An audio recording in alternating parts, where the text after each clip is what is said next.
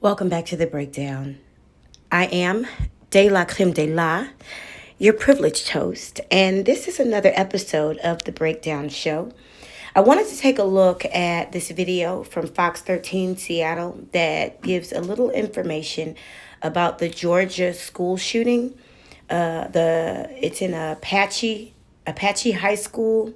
I'm sorry, Appalachia High School in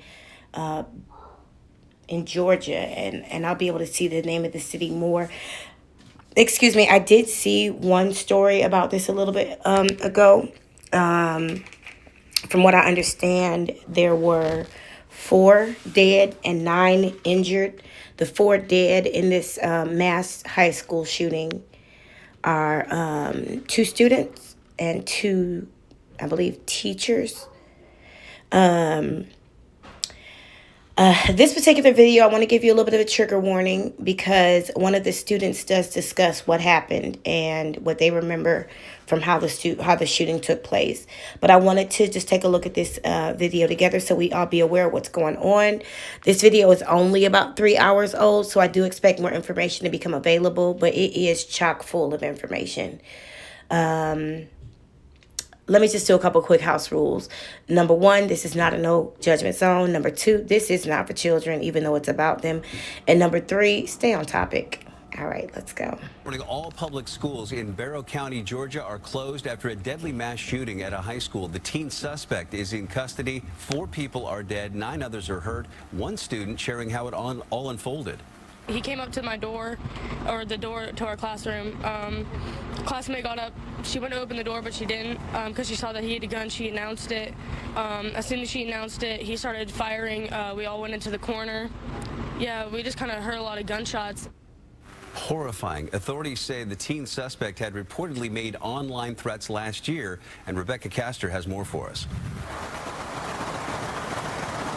Phil, good morning. The 14-year-old shooter was booked overnight at a youth detention center. He will be charged with murder and tried as an adult. Oh, my God. The small town of Winder, Georgia is in mourning after a student opened fire inside Appalachia High School on Wednesday, killing 2 students and 2 teachers. At least 9 others were taken to the hospital and are expected to survive. I would have never thought that this would happen like so close to me and that it would happen to people that I cared about. The shooting taking place just a month into the new school year. Police say the 14-year-old suspect opened fire with an AR platform-style weapon on Wednesday morning, sending students and staff. Wait a minute. He had an AR platform-style weapon at 14? How? How is he in custody right now and no one knows where this gun came from?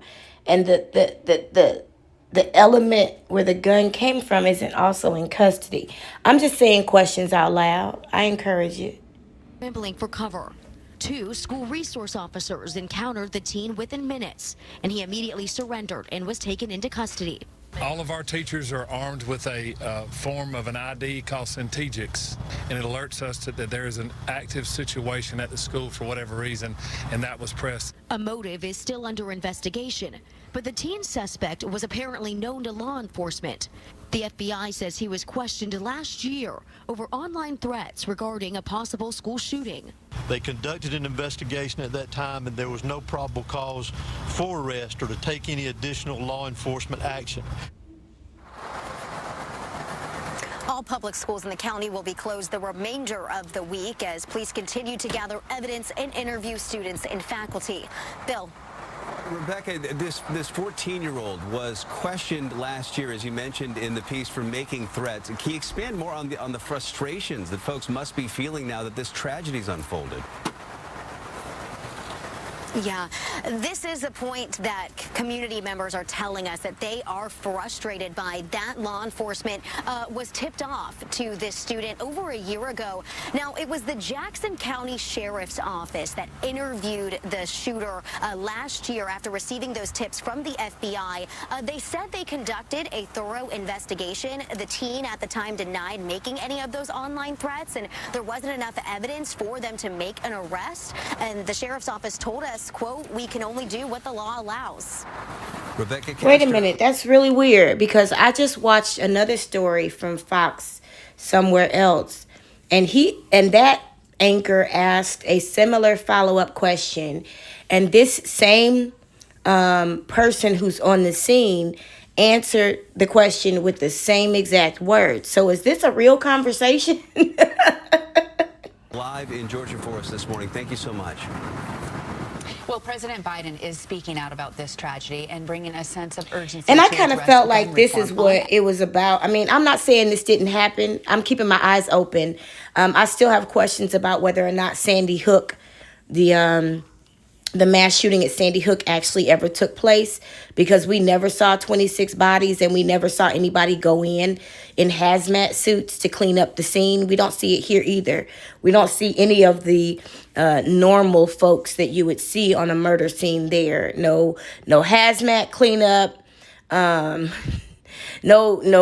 ambulance. We don't see none of that right here. So I'm wondering what the motive is behind what right now is looking like a psyop. I'm not going to hold you.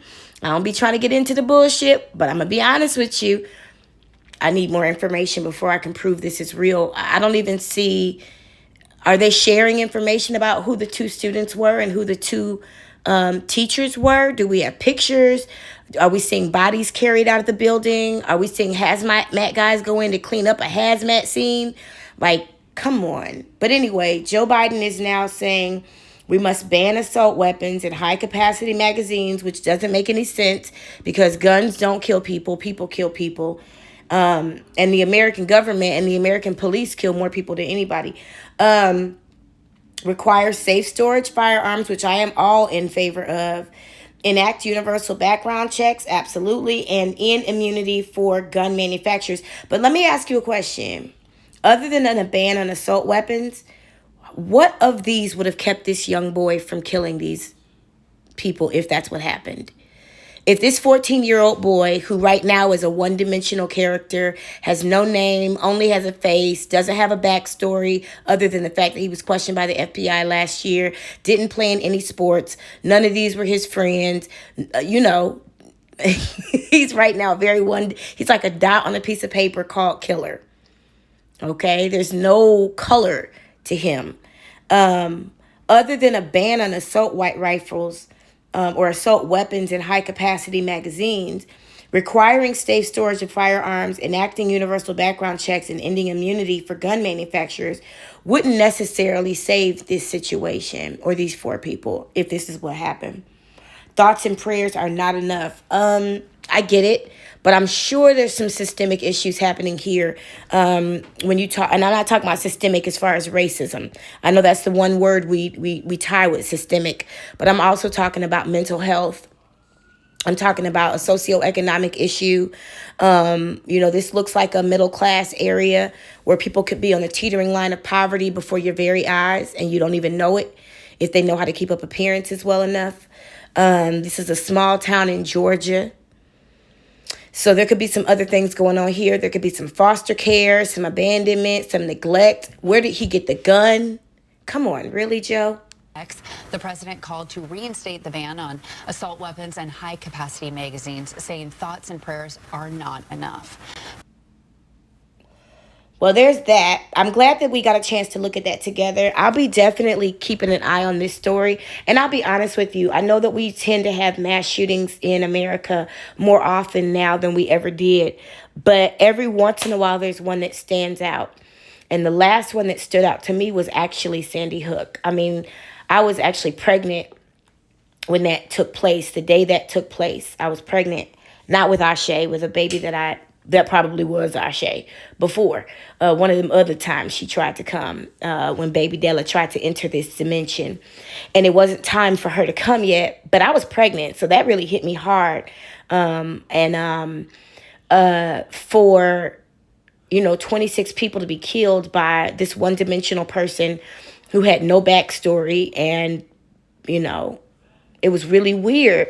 Never saw hazmat, never saw ambulance, never saw bodies. All the caskets were closed, like for real. And all the families had moved to that town within the same span of time. None of them were from there, like for real. They all worked for similar organizations. I mean, like for real. So I'm going to wait and see how this plays out. I will be listening to the conspiracy theories because they are theories, and a theory of conspiracy should be looked at as well as a theory that doesn't say a whole bunch of people are involved for something bad to happen. A theory that says one person did it is just as valuable as a theory that said a whole bunch of people did it. And that's all a conspiracy theory is, saying a whole bunch of people came together and did something, okay? So we're going to take a look at this together. We might create a collection. It might be one of those things. We'll see. But for now, that's all I got. Bust the door down. Come on. Come on. Ain't God no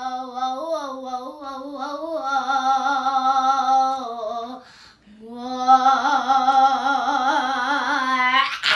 I love it, baby. You're so creative. I holla.